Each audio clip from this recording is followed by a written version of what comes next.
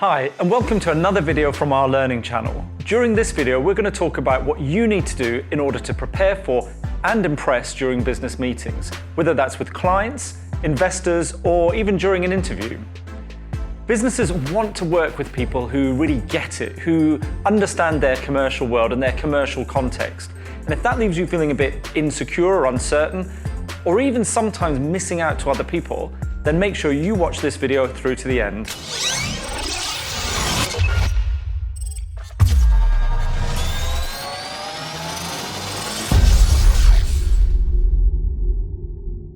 I've spent more than 15 years working in the commercial environment, initially on the buying side, but more recently as a consultant, selling in products and services to large businesses. And three of the most common reasons for unsuccessful business relationships are, firstly, that an individual hasn't done their homework. They don't understand the business context that the company is operating in. Secondly, when there's a failure to recognize the importance of building rapport and connecting with people at an emotional level. And thirdly, missing the opportunity to ask insightful questions which really drive forward the business relationship. In this video, we're going to be looking at the first one, developing your commercial awareness. When you're about to meet with a client or somebody representing a business, you need to make sure that you have a breadth of knowledge of their business, rather than just the areas that you're most interested in or most exposed to. And a quick Google search and review of their website isn't going to be enough. A useful acronym that you can use to help guide your research is PEST, which stands for Political, Economic, Social, and Technology. So let's have a look at each of those four stages in turn. Political.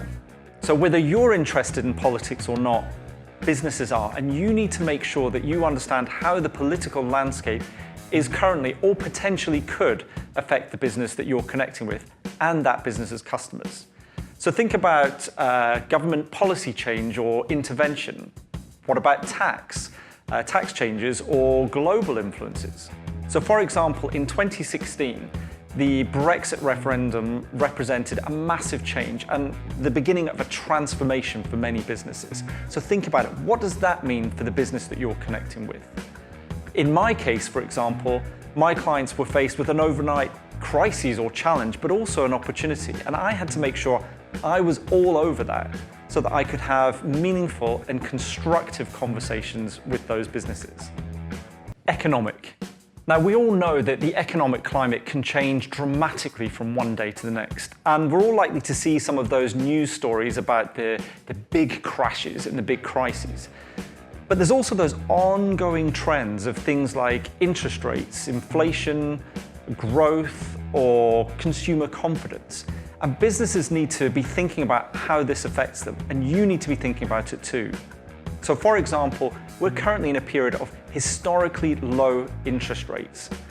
Think about that. Does that represent an opportunity or a threat to a particular business? How easy is it to get funding for growth? And how might current consumer confidence affect the growth strategy of that particular business? Social. And this may sound fairly broad, but when you think about a particular business, social trends can make or break that business, and they need to be really responsive to that. Social trends and social changes can include things like population growth, lifestyle factors, income distribution, or even cultural influences. So for example, think about Netflix and how they capitalized on the culture of binge viewing. What does this mean for other companies in the media sector? Or shifting attitudes to the use of plastics.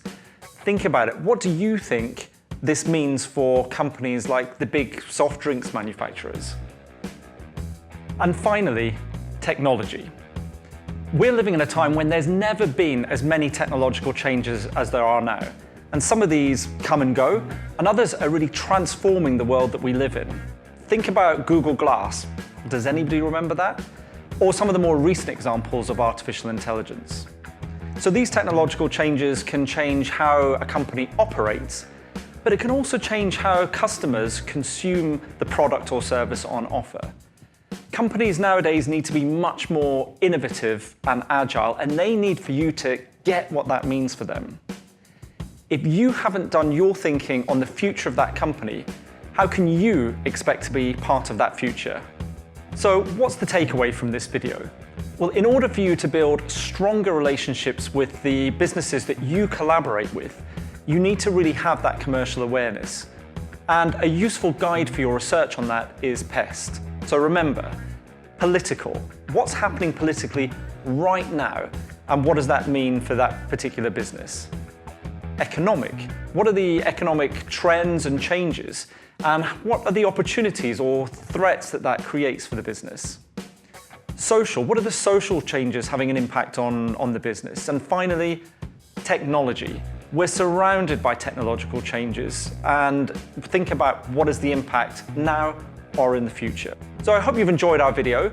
If you have any questions or comments, please add them below.